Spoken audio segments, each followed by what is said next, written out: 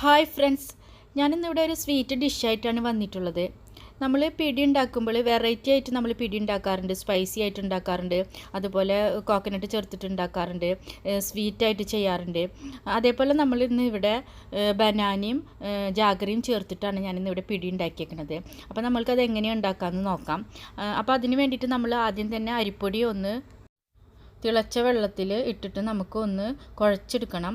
അപ്പോൾ അതിന് വേണ്ടിയിട്ട് ഞാനിപ്പോൾ ഇവിടെ ഒരു സ്മോൾ ബൗളിൽ 1.5 ബൗൾ വെള്ളം അളന്നെടുത്തു. അതിനുശേഷം നമ്മൾ ആവശ്യത്തിന് ഉപ്പ് ചേർത്തിട്ട് നമുക്ക് ഈ വെള്ളം ഒന്ന് തിളയ്ക്കാൻ വെക്കാം. അപ്പോൾ വെള്ളം തിളച്ച് വരുന്ന സമയത്ത് നമുക്ക് ഇതിലേക്ക് വേണ്ട അരിപ്പൊടി ആഡ് ചെയ്ത് കൊടുക്കാം. അപ്പോൾ വെള്ളം ആഡ് ചെയ്ത അതേ ഗ്ലാസ്സിൽ തന്നെ നമ്മൾ അരിപ്പൊടി ഒരു ബൗൾ അരിപ്പൊടി നമ്മൾ ആഡ് ചെയ്ത് കൊടുത്തു. അപ്പോൾ 1.5 ഗ്ലാസ് വെള്ളത്തിന് 1 ഗ്ലാസ് അരിപ്പൊടി എന്ന റേഷ്യോയിൽ നിങ്ങൾ എടുക്കുക. അതിനുശേഷം ഇതിൽ ഒരു നുള്ളു ജീരകം ചേർക്കുക, പിന്നെ ഒരു 2 ചെറിയ ഉള്ളി അരിഞ്ഞ് ചേർക്കുക. അതിനുശേഷം ഈ വെള്ളം തിളച്ചുകൊണ്ടിരിക്കുമ്പോൾ തന്നെ നമ്മൾ ഒരു ചെറിയ കയ്യിലോണ്ട സ്പൂണോണ്ട ഇതൊന്ന് നന്നായിട്ട് ഇളക്കി കൊടുക്കുക. അതിനുശേഷം നമ്മൾ പാന് നിന്ന് മാറ്റിയിട്ട് നമ്മൾ 1 മിനിറ്റ് മൂടി വയ്ക്കുക. അതിനുശേഷം നമ്മൾ കുറച്ച് ചൂടോട് കൂടിയിട്ട് തന്നെ ചെറു ചൂടോട് കൂടിയിട്ട് തന്നെ ഇത് നന്നായിട്ട് കുഴച്ചെടുക്കുക. അപ്പോൾ ചൂടാറി കഴിഞ്ഞിട്ട് കുഴച്ചാൽ ആ സോഫ്റ്റ് ആയിട്ട് നമുക്ക് ഈ പൊടി കിട്ടില്ല.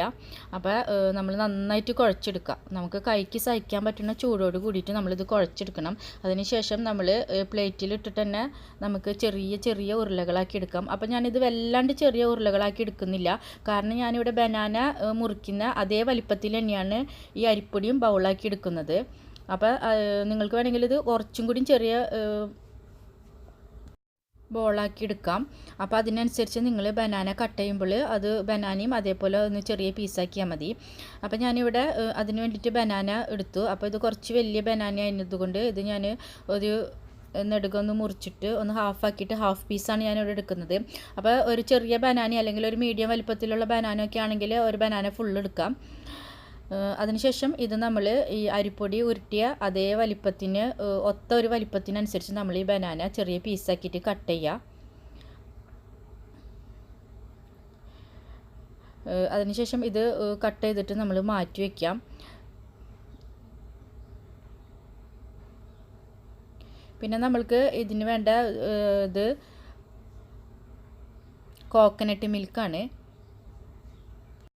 അതിന് വേണ്ടിയിട്ട് ഞാനിവിടെ എടുത്തിട്ടുള്ളത് കോക്കനട്ട് മിൽക്ക് പൗഡറാണ്.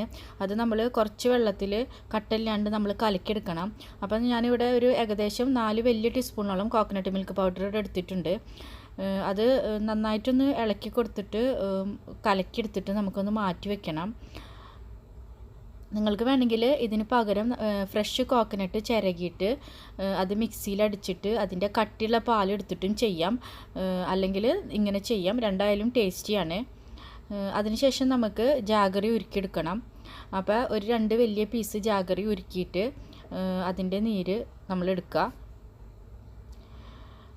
അതിനുശേഷം അത് അരിച്ചിട്ട് നമ്മളിപ്പോൾ പിടി ഉണ്ടാക്കാൻ ഉദ്ദേശിക്കുന്ന പാത്രത്തിലേക്ക് ആ ജാഗറി നമ്മൾ അരിച്ചൊഴിക്കുക.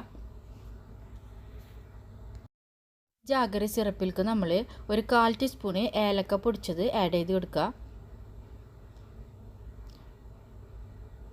അത് നന്നായിട്ട് പൊടിച്ചെടുത്തിട്ടുള്ള ഏലക്ക പൗഡർ ആയിരിക്കണം. അതിനുശേഷം നമ്മൾ ഇതിലേക്ക് കലക്കി വെച്ചേക്കുന്ന ഈ കോക്കനട്ട് മിൽക്ക് ഒഴിച്ചു കൊടുക്കുക. അത് നന്നായിട്ട് മിക്സാക്കി കൊടുക്കണം. അത് നന്നായിട്ട് മിക്സാക്കി കൊടുത്തു കഴിഞ്ഞാൽ നമുക്ക് ശരിക്കും അത് ഒരു നല്ല വൈറ്റ് കളറിൽ കിട്ടും.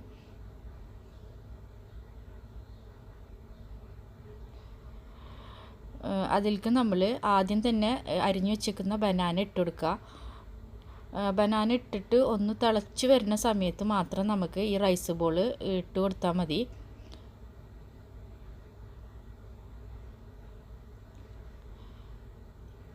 അപ്പോൾ നമ്മൾ ഈ സമയത്ത് ഹൈ ഫ്ലെയിം പാടില്ല. നമ്മൾ ആദ്യം തന്നെ നമ്മൾ ഒരു മീഡിയം ഫ്ലെയിമിൽ ഇട്ടിട്ട് ഈ ബനാന ഇട്ട് കൊടുത്തിട്ട് ഒന്ന് തിളയ്ക്കാൻ വെയിറ്റ് ചെയ്ത് നിൽക്കുക. ഒന്ന് ഇളക്കി കൊടുത്തുകൊണ്ടിരിക്കണം. അതിനുശേഷം നമ്മൾ ഇതിലേക്ക് റൈസ് ബോൾ ഇട്ട് കൊടുക്കുക. റൈസ് ബോൾ ഇട്ട് കൊടുത്തതിന് ശേഷം നമ്മൾ ലോ ഫ്ലെയിമിൽ ഇട്ടിട്ട് കുറച്ച് നേരം ലോ ഫ്ലെയിമിൽ ഇട്ട് വെക്കണം. ലോ ഫ്ലെയിമിൽ ഇട്ടിട്ട് വേണം നമ്മൾ ഇളക്കി കൊടുക്കാനായിട്ട്. കാരണം എന്താണെന്ന് വെച്ചാൽ ഈ ബനാനമേൽ ഈ ജാഗറി സിറപ്പൊക്കെ പിടിക്കുന്ന പോലെ നമുക്ക് പെട്ടെന്ന് ഈ റൈസ് ബോളിൽ പിടിക്കില്ല. അപ്പോൾ റൈസ് ബോൾ ഇട്ടതിന് ശേഷം ലോ ഫ്ലെയിമിൽ ഫ്ലെയിമിലിട്ടിട്ട് ഒരു 5-6 മിനിറ്റ് ഇളക്കി കൊടുക്കണം. അപ്പോൾ അത് മീഡിയം ഫ്ലെയിമിലോ ഹൈ ഫ്ലെയിമിലോ ഒക്കെ ആണെങ്കിൽ പെട്ടെന്ന് തന്നെ ഈ ശർക്കര നീരൊക്കെ പെട്ടെന്ന് തന്നെ വറ്റും. അപ്പോൾ അതുകൊണ്ടാണ് ലോ ഫ്ലെയിമിലിട്ടിട്ട് നമ്മൾക്ക് നന്നായിട്ട് ഒരു 5-6 മിനിറ്റ് ഇളക്കി കൊടുക്കുക. അതിന് ശേഷം നമ്മൾ ഇത് മീഡിയം ഫ്ലെയിമിലിട്ടിട്ട് നന്നായിട്ടൊന്ന് തിളപ്പിച്ചെടുക്കുക. അപ്പോഴേക്കും ഈ റൈസ് ബൗൾമേലൊക്കെ നന്നായിട്ട് ഈ ജാഗറിയും കോക്കനട്ട് മിൽക്കൊക്കെ കൂടി പിടിച്ചിട്ടുണ്ടായിരിക്കും. അപ്പോൾ ഇത് നന്നായിട്ടൊന്ന് തിളച്ച് കഴിഞ്ഞിട്ടുണ്ടെങ്കിൽ നമ്മൾ ഒരു നുള്ള് ഉപ്പിട്ട് കൊടുക്കാം. ഒരു നുള്ള് തന്നെ ഇട്ട് കൊടുക്കാൻ പാടുള്ളൂ, ഉപ്പ് അധികമാവാൻ പാടില്ല. അപ്പോൾ അത് കൂടുതൽ ടേസ്റ്റ് കൂട്ടുള്ളൂ. നമ്മൾ മധുരമുള്ള ഐറ്റംസിൽ ഒരു നുള്ള് ഉപ്പിട്ട് കൊടുത്തിട്ടുണ്ടെങ്കിൽ നമുക്ക് ആ ടേസ്റ്റ് വ്യത്യാസം ശരിക്കും അറിയാൻ പറ്റും.